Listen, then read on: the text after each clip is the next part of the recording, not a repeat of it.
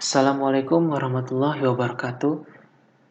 Saya Diko Jaya Putra dengan NIM 1411716 dari Program Studi Teknik Informatika Institut Teknologi Sumatera akan mempresentasikan hasil dari laporan dalam mata kuliah Metode Penelitian dengan judul Rancang bangun website layout builder berbasis media sosial menggunakan framework Quasar. Latar belakang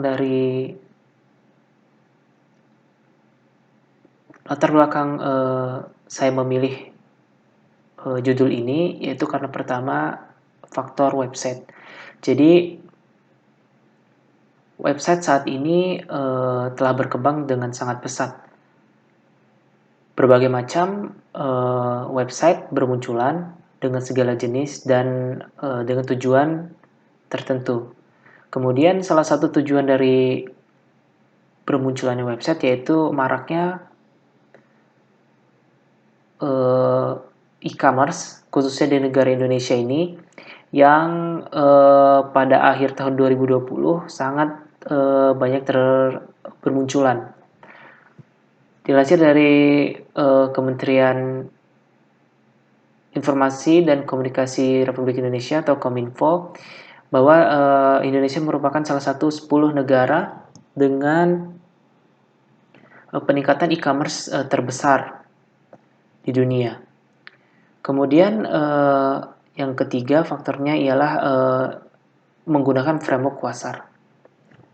Karena framework Quasar tergolong framework baru dengan berbasiskan Vue.js.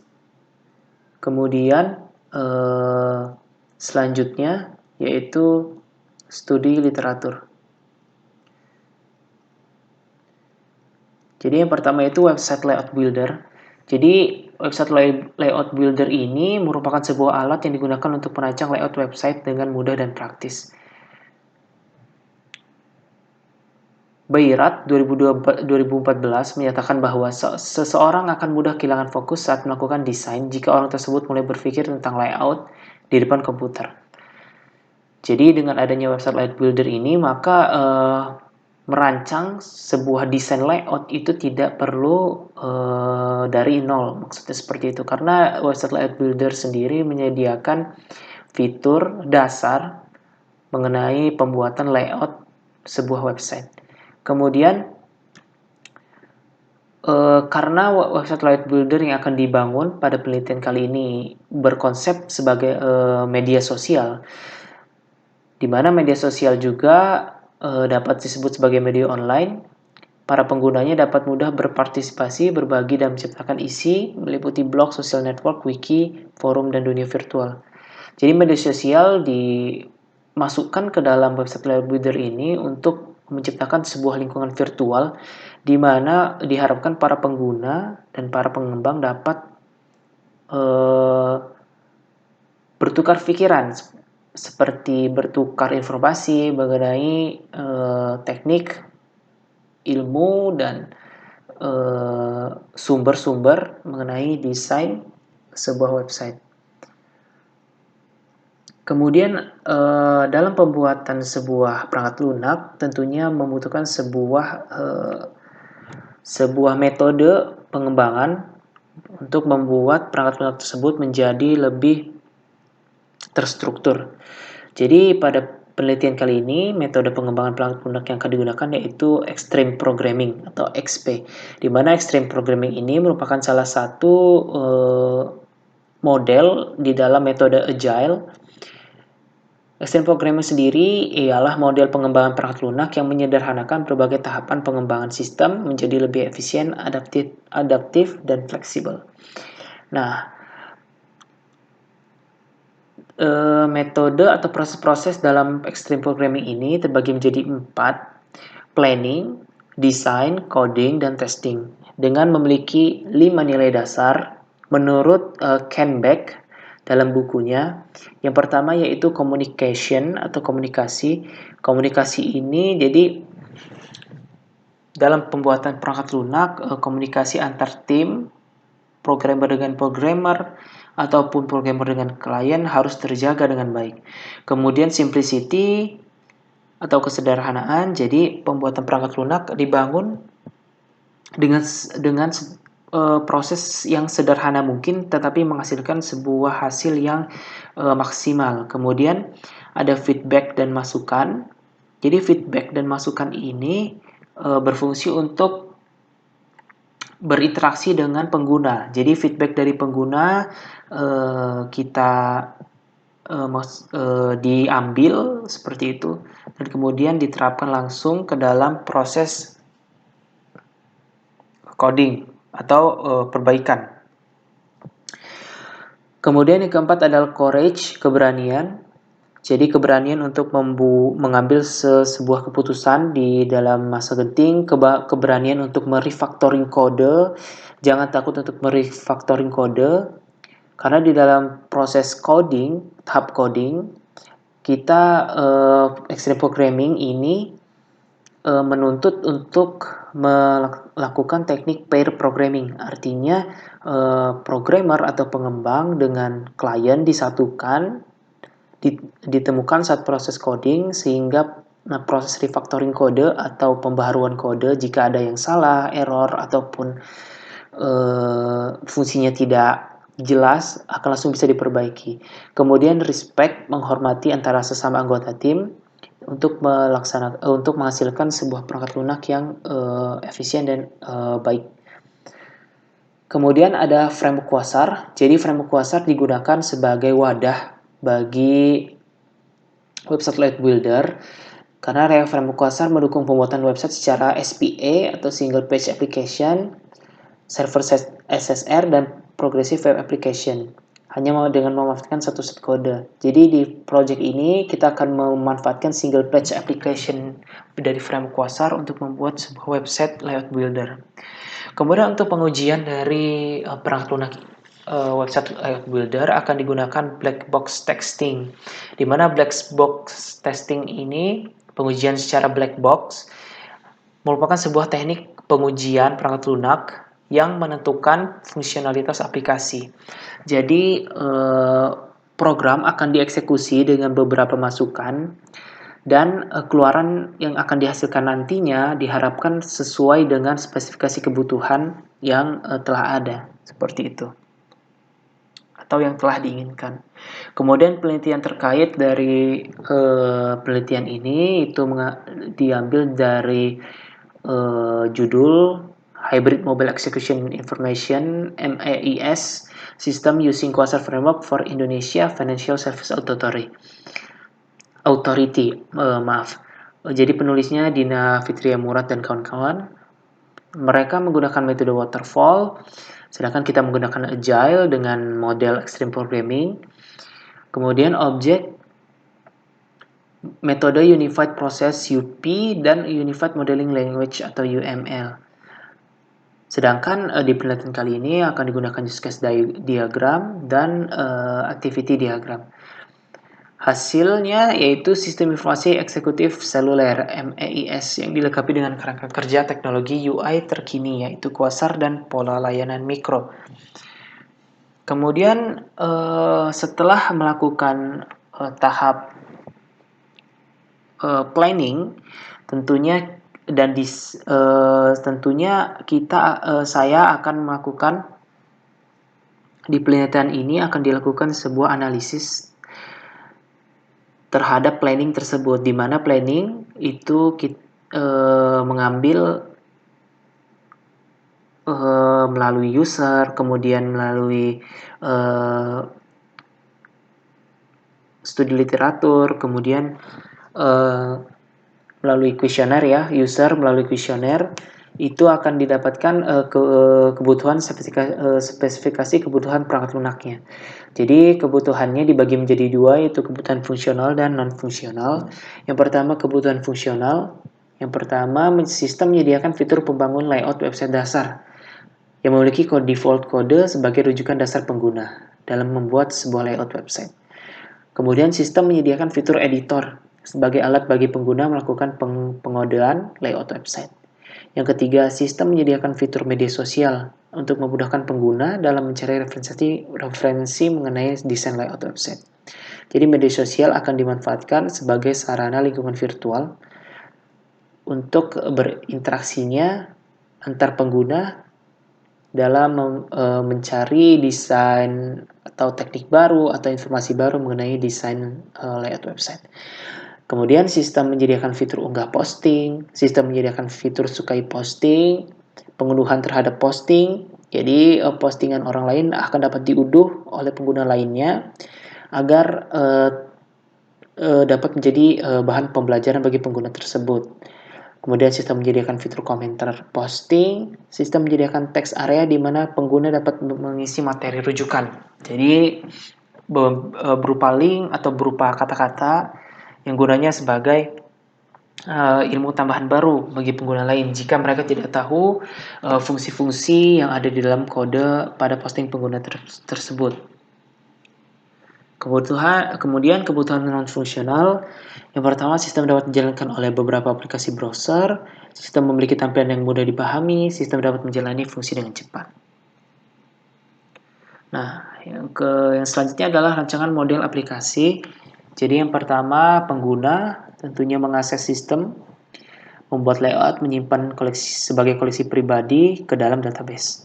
Yang kedua, pengguna sistem layout builder, mengunggah posting, mengambil dari database, kemudian kembali ke sistem, dan menguploadnya ke sosial media. Kemudian use case diagram, ini adalah website layout builder, jadi pengguna dapat melakukan pengguna awalnya melakukan sign in, kemudian pengguna dapat melakukan tambah teman, membuat layout, menyimpan layout, mengunggah layout, lihat posting, sukai posting, komentari posting, dan unduh posting. Kemudian activity diagram, pengguna ini merupakan login pengguna, jadi pengguna mengisi username dan password. Kemudian jika berhasil akan menuju ke halaman utama. Kemudian daftar pengguna, jadi pengguna mengisi form yang disediakan, menekan tombol daftar. Kemudian menampilkan pop-up jika gagal daftar. Kalau berhasil akan dikirimkan verifikasi email dan pengguna selanjutnya harus verifikasi email akun tersebut. Kemudian ada mengakses layout builder, jadi pengguna harus login terlebih dahulu, mengunjungi menu layout builder, terus ada beberapa tombol toggle pada layout builder yang dapat digunakan sebagai dasar pengetahuan. Setelah itu, jika ditekan tombol export kode, maka akan menampilkan pop-up yang berisi kode-kode program sesuai dengan tombol toggle yang aktif. Jadi kalau toggle header aktif, maka kode dari header yang ada di tampilan halaman tersebut akan muncul seperti itu. Kemudian ada mengakses layout editor. Di sini tempat bagi pengguna untuk membuat layout, mengedit layout, dan sebagainya. Kemudian ada menambah teman. Jadi pengguna mengunjungi profil pengguna lain, kemudian menekan tombol tambah teman. Setelah itu, jika berhasil, maka tombol tambah teman tersebut berubah namanya menjadi berteman. Kemudian melihat posting pengguna, jadi di menu beranda, pengguna dapat melihat postingan pengguna lain yang masuk ke dalam daftar teman dia. Kemudian menyukai posting pengguna, mengomentari posting pengguna. Jadi pengguna dapat mengomentari postingan pengguna lain dengan mengetikkan komentar pada kolom komen. Kemudian jika berhasil, maka komentarnya akan ditambahkan kepada postingan tersebut. Kemudian mengunduh posting pengguna.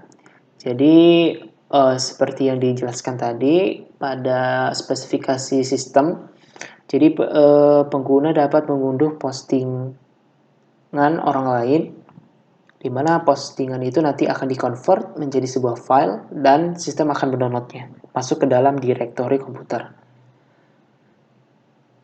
Kemudian rancangan pengujian, yang pertama adalah sign up, jadi mengisi semua data sesuai dengan format yang ditentukan. Jika berhasil, maka sistem menerima masukan dan kemudian mengirim notifikasi sukses Kemudian sign up, jika tidak sesuai format, maka sistem akan memunculkan notifikasi dan menolaknya tentu saja. Kemudian sign in, jika berhasil, maka akan memunculkan mengarah ke halaman utama. Jika sign in gagal, mengisi formulir yang belum terdaftar, maka sistem akan menolak dan menampilkan bahwa akun belum terdaftar. Sign in jika mengisi formulir kemudian salah, maka sistem akan menolak dan menampilkan bahwa email dan password yang dimasukkan salah. Tambah teman, menekan tombol tambah teman atau plus pada profil pengguna lain. Jika berhasil akan memasukkan pengguna tersebut ke dalam daftar teman. Menggunakan layout builder. Kemudian membuat dan menyimpan layout. Menggunakan layout builder dan mengetikkan kode layout. Maka jika berhasil, maka sistem akan menerima masukan dan menyimpan masukan tersebut ke dalam basis data.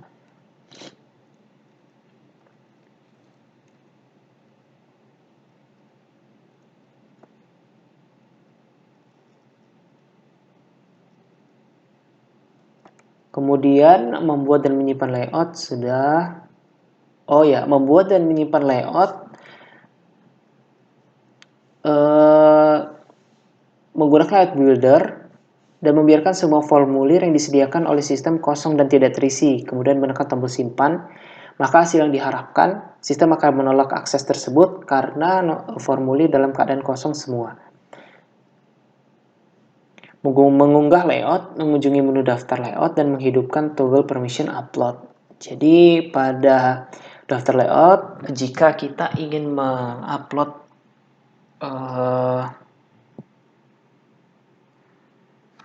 layout yang telah kita buat sebelumnya, maka